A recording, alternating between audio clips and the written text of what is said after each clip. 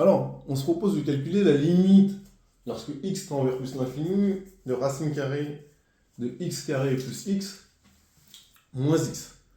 Et du coup, apparemment, il y a deux élèves qui ont utilisé des équivalents et qui ont fait des sommes d'équivalents.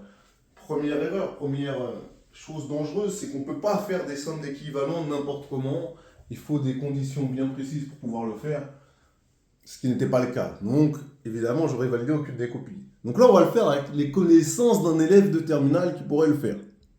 Alors, simplement, je vais vous dire que pour tout x strictement positif, racine carrée de x carré plus x moins x, c'est égal à quoi? Eh bien, je vais faire une petite opération, mine de rien, qui va changer la donne de ce calcul. Et bien, simplement, je vais multiplier par racine carrée de x carré plus x, et diviser par racine carrée de x carré plus x. C'est comme si j'avais rien fait. Et j'étais obligé de bien préciser que x était strictement positif, parce que je ne peux pas diviser par 0, bien évidemment.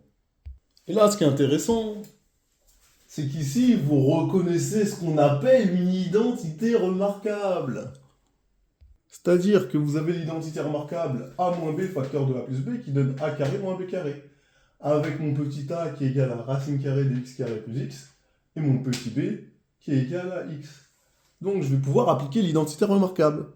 Et donc, ça va me faire racine carrée de x carré plus x, le tout au carré, moins x au carré. Bah, racine carrée de x carré plus x au carré, ça fait simplement x carré plus x, auquel je vais retirer le x carré et diviser par ce que j'avais avant, bien évidemment. Alors, vous êtes assez intelligent pour comprendre que x carré moins x carré, ça fait 0, et donc que ces termes-là, je peux les virer. Et donc, là, je dois faire appel à toute ma vista. C'est que là, je vais factoriser par x carré. Donc, j'aurai x carré facteur de 1 plus 1 sur x plus x. Racine carrée de x carré, ça fait valeur absolue de x. D'accord? Mais comme mon x il est positif, la valeur absolue de x, elle va faire x. Donc ici, j'aurai simplement x qui va multiplier racine carrée de 1 plus 1 sur x. Et après, si je suis malin, je vais factoriser par x ici. Donc, qu'est-ce qu'il va avoir? Donc, ça va me faire x sur x facteur de racine carrée de 1 plus 1 sur x plus 1. Mais évidemment, les x, là, ils vont se simplifier. Donc, ça va me faire 1 sur racine carrée de 1 plus 1 sur x plus 1. Et là, il n'y a plus de forme indéterminée. La limite, vous la connaissez. Et du coup, le résultat d'ici, là, je vais mettre qu'il est égal à ça. Et du coup, on va pouvoir détailler les limites.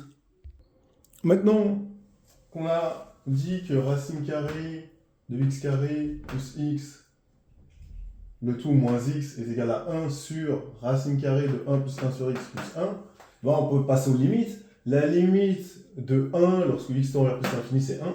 La limite de 1 plus 1 sur x lorsque x tend vers plus l'infini, c'est 1.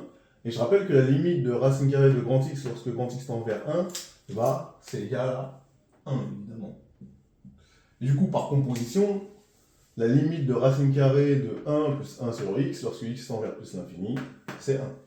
Ensuite, par somme, du coup, la limite de racine carrée de 1 plus 1 sur x, le tout plus 1, c'est égal à quoi? C'est égal à 2. Et du coup, par quotient, la limite de 1 sur racine carrée de 1 plus 1 sur x plus 1, c'est égal à 1,5. Donc la limite ici, elle vaut simplement 1,5. Voilà comment on pouvait le faire simplement avec des connaissances de terminale et pas avec des bêtises de somme d'équivalents.